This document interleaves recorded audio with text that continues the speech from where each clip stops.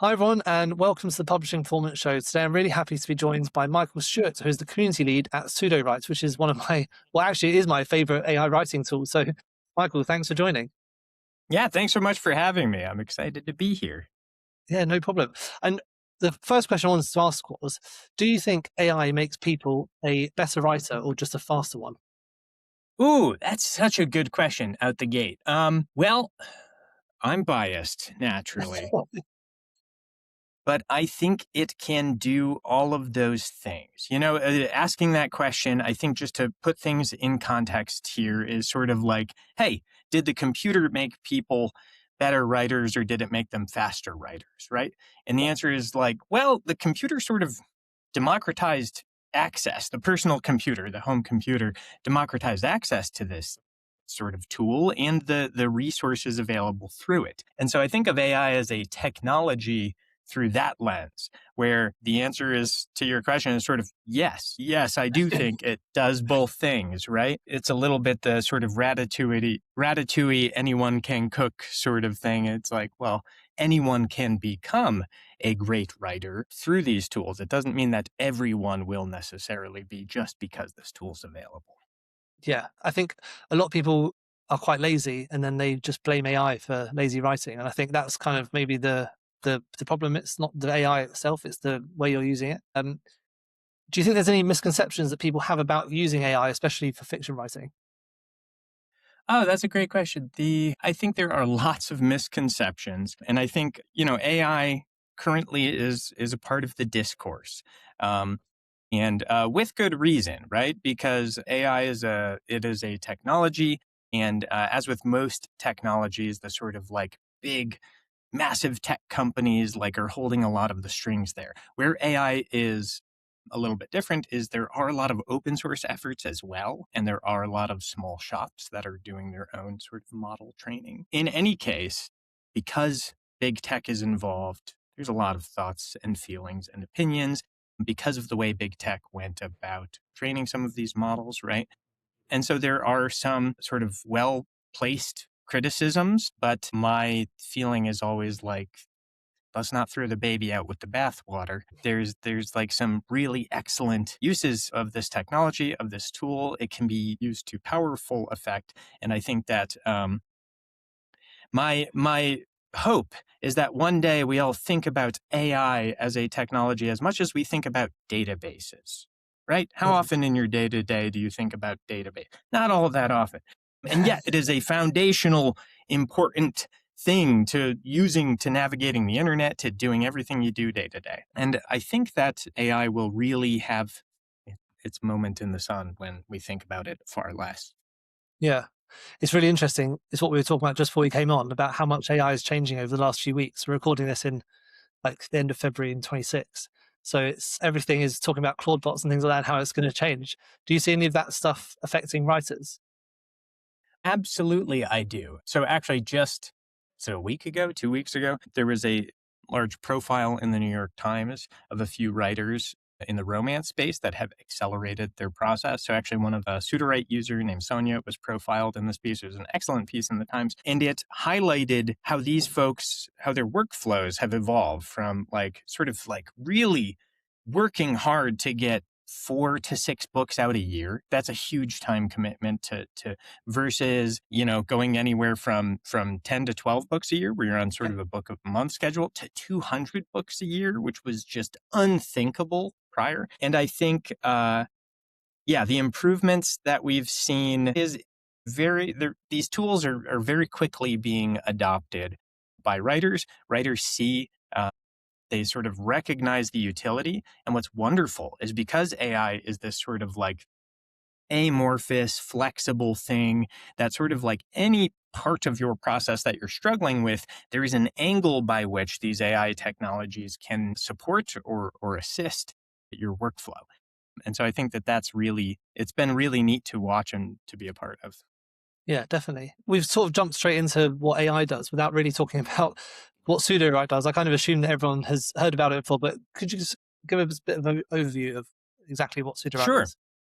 Yeah, so Sudowrite is an AI creative writing partner. It is a toolkit. You can think of it if you've ever used Google Docs or Microsoft Word, a text editor. That is sort of, we built it in this familiar way where it's not intimidating. You just write in there.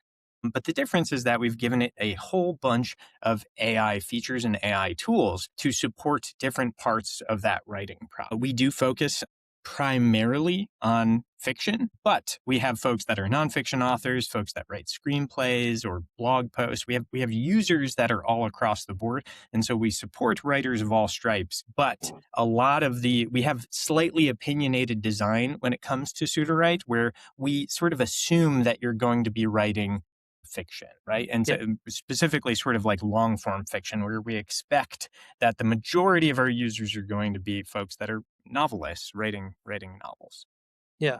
One of the reasons I love Sudowrite so much is I'm a bit of a messy planner with novels, especially. I basically just brain dump everything I want down and get it into like one document, and I could just upload it to Sudowrite, and it kind of starts to make sense of it, which I think that's the perfect use of AI, because it's taking your thinking and then organizing it, putting it into a structure that you can like use to actually start writing your book properly.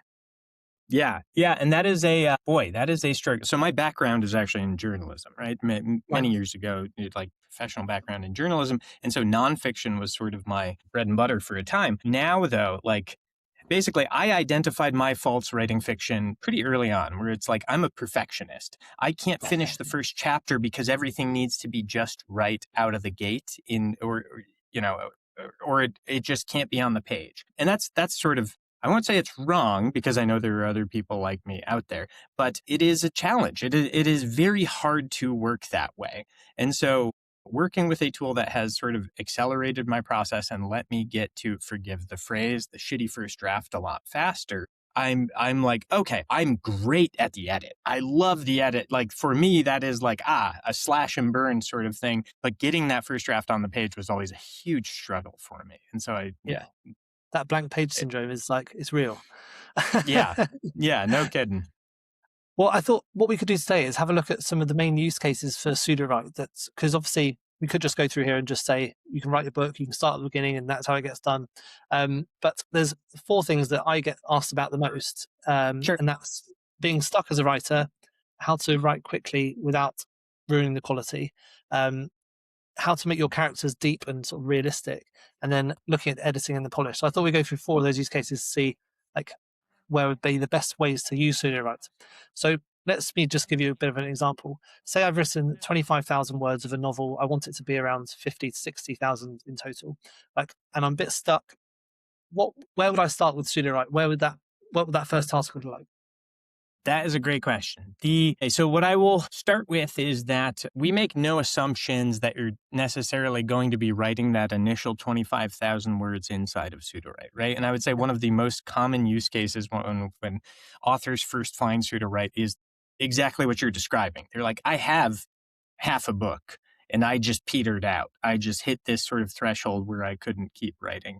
And so stuckness is one of the main things that we think about. And so there are a couple of ways to bring work into Sudowrite. You can always copy paste, obviously. You can do that anywhere. But we have a proper import where you can bring that file into Sudowrite to get started on it. And we also have something that is sort of an AI enriched import. We call it import novel. But it doesn't have to be a novel. It can be a work in progress. It could be a finished book. It could be a messy pile of notes. My favorite use case is they're just like, I had a very, very long conversation with ChatGPT and we cracked it. We know what the novel is. I want to get it into Sudowrite. And you can do that. You can export, take that. Exactly. You can take that whole thing, feed it into import novel. And what Sudowrite does is it adds some of the structure that you're talking about, right? And so the first thing that we do is we read whatever you import like 9 times, and we set up a detailed story Bible for you. So we say, hey, here are all of the characters that we detected. Here are all of the important settings that we saw you reference and other world building elements like this item that may come into play, your MacGuffin. And so all of that gets cataloged. You get a detailed synopsis, and you also wind up with a sort of structured outline. And so you have half a book, 25,000 words, you're bringing it in. And so this is where I would put the question back, because this is what I often do when we have folks in this situation is they say like, okay, I've got 25,000 words. I want to finish the book, but I'm stuck. I imported it. Story Bible looks great, but still, now what? And so the question that I put back to them is like, well, are you stuck locally? Like, are you stuck like finishing the scene or the chapter? Are you stuck in some local sense, or are you just stuck? Are you stuck structurally with the work? And so there are some questions that an author needs to wrestle with themselves and still identify. But once you've done so, at that point, you can figure out if I'm stuck locally. And there's a sort of paradigm in Sudowrite where you can flip back and forth. You don't have to. We have people that are pantsers. We have people that are plotters, right? People that love outlines and people who are just like, no, I'm a discovery writer. I'm going to figure it out as I go along. And so our toolkit sort of like offers these paths where you can go either way. If you're stuck locally, you would use something that pantsers often use, these discovery writers, which is the write button, right? It's exactly what it sounds right. You put your cursor right at the end, you click the right button, you're going to get the next anywhere from 150 to 1,500 words, depending on your preference. You just set that. You can even choose which sort of AI you want to do the work there, which voice you're looking for. And it is like a brilliant autocomplete because it's not just reading all 25,000 words prior to that. It's going to look at that story Bible. It's going to make sure it's true to your characters with whatever it's generating. So that is like, that's half of the answer, right? That's the list stuck locally. What if you're stuck structurally on this work? And that's where it is a bigger question. We actually have a big feature in the hopper that I'm very excited about for this, but we have built something previously called the import report, which exists in Sudowrite as a plugin. I don't want to use jargon here, so I'm just going to say that Sudowrite has a whole bunch of AI features out of the box. You come in, you have rewrite, you have brainstorm, you have all these cool things. But pretty quickly after building Sudowrite, we started getting these questions for really niche tools that the AI could definitely do, but they're sort of really specific to an individual's workflow. It's like, oh, I'm converting my novel. I want to convert my screenplay into a novelization, right? This sort of thing. And it's like, so we're probably not going to build that feature, but we know that AI can do it. So we opened up Sudowrite and we built this plugins ecosystem, which you can think of just the same way you would as a browser extension, right? And now you can just say in Sudowrite, I need a tool that does XYZ. And there you go. You get a little button that does that exact thing. So import report exists as a plugin. You can run an import report on your imported work, and it's going to do that structural analysis. It's going to say, I see what's happening here. Like you had sort of a false start at the beginning, right? Or you didn't ground this character, or maybe you're using save the cat. There's no save the cat scene, right? And so it'll do that sort of analysis and let you know where you should dig in. And then the world is your oyster. You can figure out how you'd like to slice and dice that. Yeah. And so how do those tools help you diagnose exactly what's wrong with the scene? What does that process actually look like? Yeah. So that can be accomplished several ways. I will say that something that I often share is that like part of the reason it's hard to give a specific walkthrough of Sudowrite is that it is a flexible tool, and we've designed it to be flexible because workflows are so varied. It's not just the plotter pantser paradigm. It's sort of the sequence, the people who like focusing on, like, I really spend a lot of my time on the first draft. I love the first draft, versus the people who are like, I hate the first draft. I want to spend my time in the edit, right? And so because there are so many different preferences and workflows available, we've built this flexible tool. And what that means is that for every question, there's usually 4 to 5 answers. So like, how do I do XYZ on Sudowrite? How do I rewrite a passage? And I could rattle off 5 tools. I'm not going to do that right now. It's boring. But I could rattle off 5 different tools that would let you rewrite a passage. And part of the answer is like, well, what do you prefer? Like, what is natural to you? What is part of your workflow? And also, like, what is your end goal? Like, what are you trying to get to? So when it comes to diagnosing, you said diagnosing a scene. I will just share from my personal workflow. I will pop into the chapter that I'm working on or trying to troubleshoot, and I will highlight the sort of operative passage where I'm like, I don't think this is working. And I'll use our chat. So we have a persistent chat in the sort of sidebar. which is great because you have your document here, you have your chat right here. And it is, I say it's more powerful than ChatGPT because it has your full context, right? It has all of your documents in its brain. It has your story Bible. And so I will often say, hey, this isn't resonating for me. Like, can you read this? I really liked what we did in chapter 3. Can you tell me why this doesn't feel like it's working?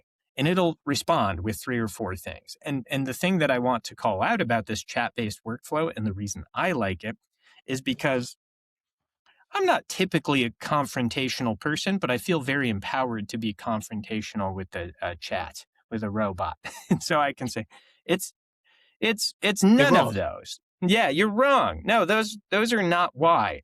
But the thing is, this is a clarifying exercise for me, right? It's because it's like, well, I know what it's not now, but it's something else. And so through this back and forth, through this sort of iterative discourse, we help zero in on it. And so I like chat because it's not sort of a click a button, get a response, and have to chew on that and see if I believe it. Chat it's a dance, right? Yeah.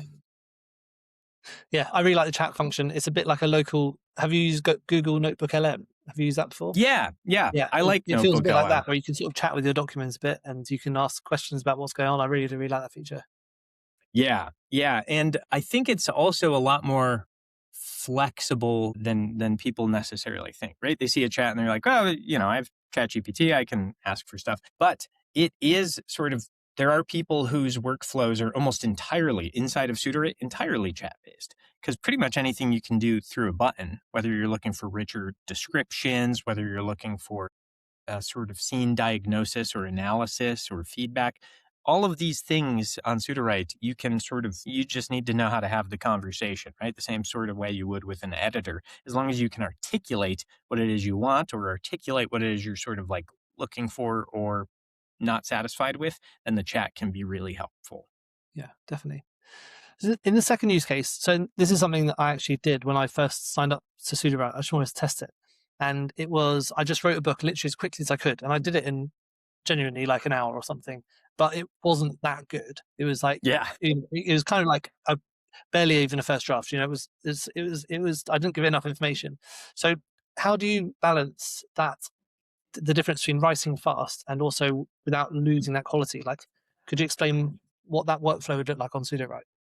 Yeah. Um, yeah, I think the reason, basically the only thing that people are bound by today, because of technology is where it is their own personal standards. If I had lower standards, I could have a few hundred books available on KDP right now. But I value my name.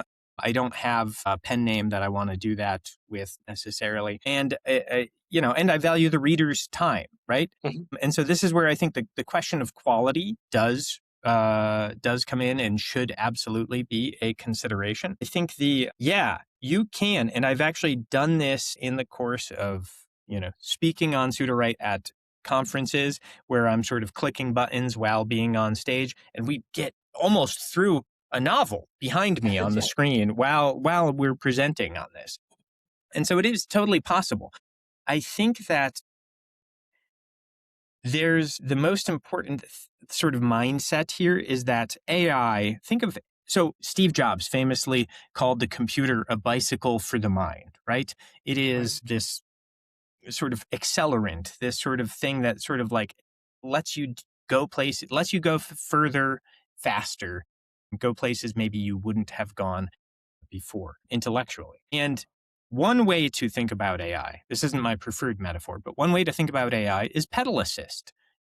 Riding a bike that has one of those little battery packs that just Yeah. like sort of takes some of the effort off. It makes it feel more easy and breezy and effortless. The reason we do what we do is not to necessarily just have people creating books faster, but to allow the authors to spend more of their time in the parts of the process that they love. You want to spend less time on the tedium, on the sort of like, oh man, he should have been a she, which means I need to go back through my whole manuscript because it's hard to sub pronouns because you're using them for other people. And so I need to go back and read this whole thing and do this. But that's a task that AI is great at. It is like it can read the surrounding context and intuitively sort of replace not just names, but the sort of surrounding pronouns and nicknames and dialogue styles for what that character was saying. Circling back to your question of like, how do you maintain sort of quality? You still have to love the writing process. You still need to sort of be involved as the author, recognize that your role may have shifted from some of the tedium, some of the like administrative work to being something more of an orchestrator, but you're still the author. And you still need to be executing on your vision to a standard that you're happy with. And what this means is essentially like, yeah, you could crank that pedal assist all the way up, but you're not going to burn any calories if you do that, right? And so, like, finding this sort of happy space where you're like, you're vibing, right? Where you're like enjoying the process, you're hitting your sort of word count goals and not necessarily going faster just for the sake of going faster. I really like that analogy of saying, you still got to, if you're not writing it, you're just basically just taking yourself out of the process. Like, why even bother doing it in the first place? If you really want to use AI just to make money, then writing is really not the best way to do it. Yeah, there are a lot more profitable ways to make money with AI. Yeah. And so in the third one, I think one of the things that I've seen my favorite writers do and some of the more successful writers do is have those really deep characters that you can kind of identify with and understand exactly what they're doing. If say your characters are feeling a little bit flat, is there any way that Sudowrite can help you to maybe raise them to another level? Yes. So there are a few different ways, a couple of things. First thing is that I love our character section of Story Bible. And so what's really neat about it, in the past, this like when Sudowrite first launched, Story Bible used to be called Story Engine. The character section was like a text field. And it was just like, make sure you write your characters down so you have some information about them. But was that last year? 2024, we sort of rebuilt it entirely. And now you can have as many characters as you want. You can have as many traits as you want on each character. And so what's really neat about this is it's helping you as the author stay on track, making sure you have a mental model of like, which side of his face was the scar on? Oh, it was over his left eye. He had this big gnarly scar. And you have that documented in the physical description section of your character card. So it helps the author stay on track, also helps the AI stay sort of factual and accurate. So it's a win-win there. But that's not everything, right? Like as an author, I have a custom trait. You can set custom traits and it's an Enneagram type. And so you can say, hey, this character is a Enneagram type 2. They're the helper. And so they always want to be in this supportive role, even to their own detriment, right? And so you can include these details, which again are both for your reference and for the AI, so that it can pull those details and weave them in as it's writing a scene. And you see this happen with dialogue. If you have a dialogue style, it will write honest to the character, but also with these sort of psychological traits as well, like the Enneagram type, things like that. So that's one part of that I like. And then the next part of this is sort of additive on top of that. With these rich characters sort of like documented and built out and saved in the Story Bible, you can do something. So originally we built this as a plugin, but you can now do it through chat. There's a plugin called Characters Prompt the Author. This was built by a colleague of mine, Ryan, and it's really neat because you can highlight a passage and you can say, hey, you're Timothy, Timothy, what's going on in your head in this scene? Right? And so the AI looks at who Timothy is in the Story Bible. It internalizes this character. And then through the eyes of Timothy, it reads that scene and it gives you sort of a report back. It says, hey, here's what I'm thinking. I would be like, why would I say that to her when I like actually do love her? This sort of like prompting that maybe you as the author, you're either too in the weeds or too abstracted from. But now you can do that same exact workflow as well with chat, right? Where you can tell chat, hey, chat, we're going to do a role play. You're going to inhibit the role of Timothy. And I have some questions for you based on how this scene played out. And so that is a lot of fun. And it's a great exercise, a great unstick it. And it helps you get to what you're talking about, which is that sort of emotional truth, emotional depth of these characters. Yeah. It's kind of like having a co-writer almost, which is amazing. I think one of the things that people have the most blocker upon, I think sometimes, is having to work by themselves and having to internalize all these questions. Like having someone where you can spitball with a bit and just try and understand where your thought process is going. That is super helpful. Yes, that was my most productive time in my life, was when I had a roommate that was also a writer, and we would get each other excited and help each other get through. Yeah. Outside of that, like it can be hard, at least the way I work. It's hard to have sort of everything up here and no one to bounce it off against. Yeah, And chat's definitely. great for that. Yeah. And so for the last one is the editing and the polish. Now, I think for me, when the books I've written with Sudowrite have actually end up going via an editor anyway, just to make sure that everything is clear. I think that for me, that was really important. Other people are different, but I still used Sudowrite to make sure that it was kind of as close to where I wanted it to be as possible. So when you say you've got what you think is your final draft, would that editing process look like, and how would you try and use the editing process to elevate what you've written? Yeah. So we do have a feature. It's a little bit older on Sudowrite, called feedback. And this version of feedback that's available today can read, it sort of reads half of your manuscript at a time. It can handle up to, I forget if it's 30, 40,000 words. And what it gives you is it gives you sort of three readers, almost like beta readers, pseudo readers sort of perspectives on it, where it says, here's what I liked about it. Here's what was hollow. Here's what didn't work. And so that is one exercise I like to do, is like run the feedback. The other thing is, I mean, I'm opinionated about this because I feel like one of the reasons in the discourse that AI catches some heat is because people who don't spend enough time in this final draft, final edit phase, right? I think that the least that you can do, I feel like one of the last things that should happen is a human reading this from start to finish, because I have seen, the things that always catch attention are where somebody left part of a ChatGPT response in the middle of their, fortunately on, yeah, exactly. How does that look? I could try it again in the middle of a manuscript. That's tough. Fortunately on Sudowrite, there's no, chat's in its own space. Yeah. It's never going to be writing in your document. But that aside, I think that the feedback tools, there's an incredible ecosystem of plugins that we actually have. So there's a whole category called editing in our plugins ecosystem. And these are folks who are like, look, really what I'm looking for are copy edits, or what I'm looking for are line edits or developmental edits, right? And so it sort of depends on what your final draft editing process looks like. That you can dip into the plugins ecosystem.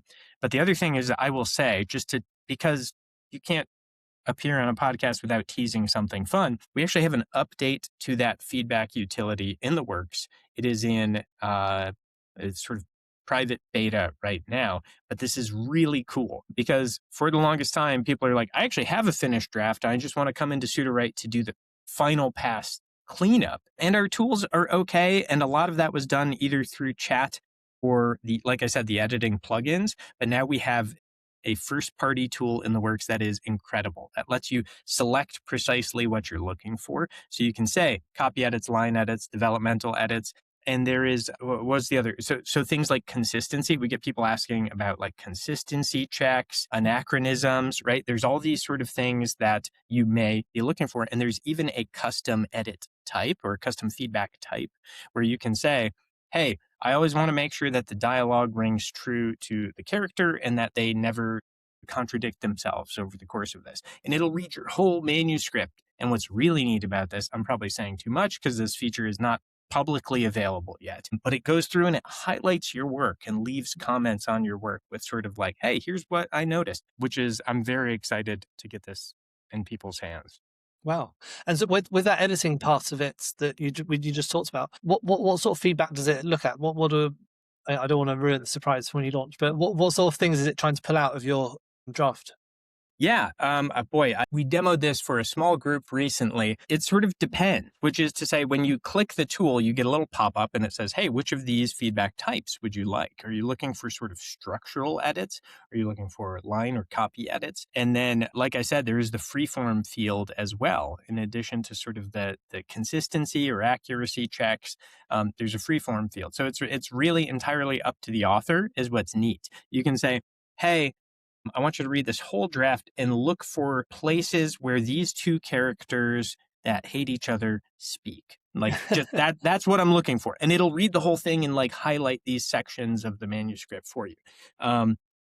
Because I want to read all those scenes myself, but I don't know how to find all of those scenes, right? If I search by name, and so it is flexible, and it's designed primarily for feedback, but it's like leaning much more heavily on the AI than some of the other stuff that we've done. Yeah, that's incredible. I can't wait to see that. Do you think it would take away some of the work that a human editor would need to do, or do you think it is a different job, or is it different types of books need different types of editing? Like, where do you think it sits?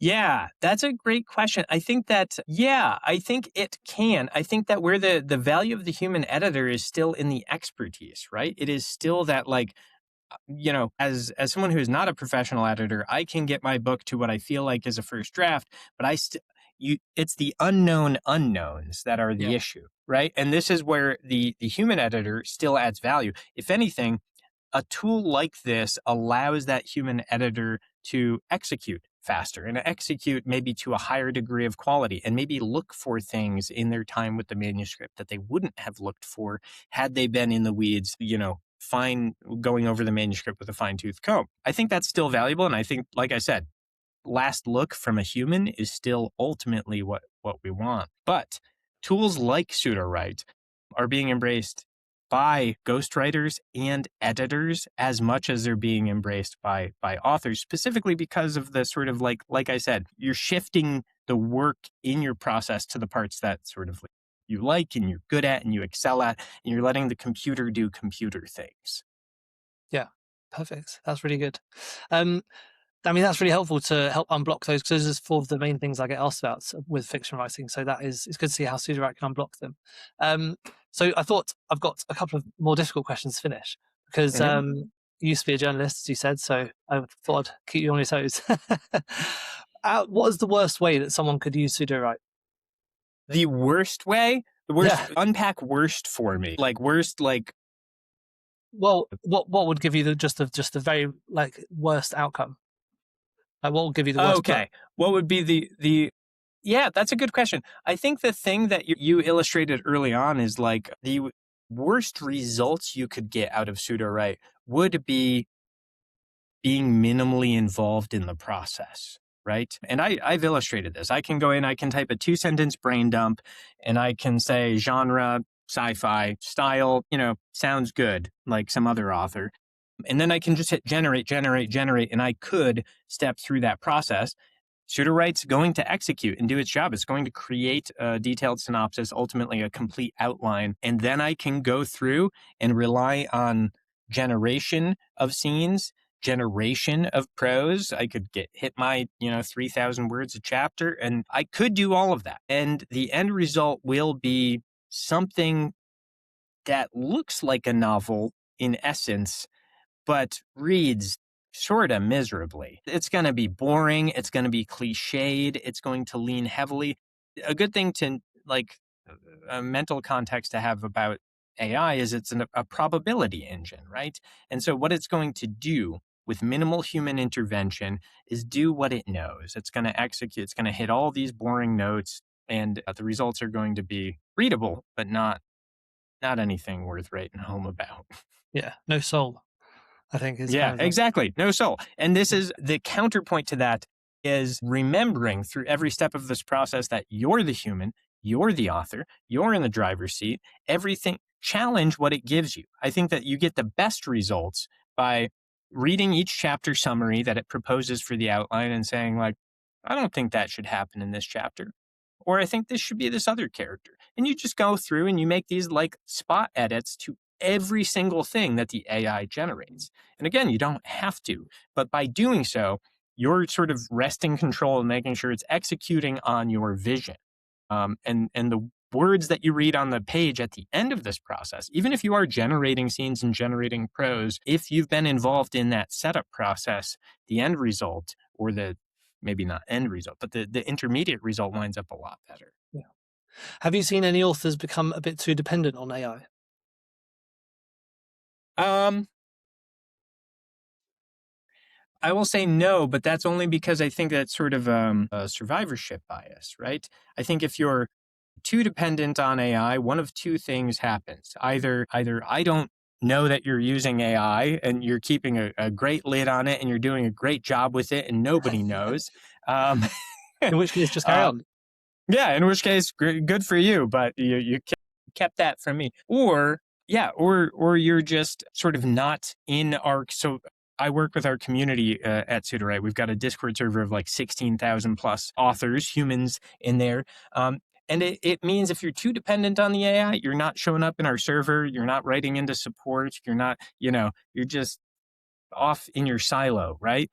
So I will say I have not seen any authors become too dependent on AI. That is not to say that some authors may not be, but I also have a hard time, other than the examples I cited where it's like, okay, I was lazy and I left evidence in my book that hit, the Kindle store. Other than that, I don't know how I would even know.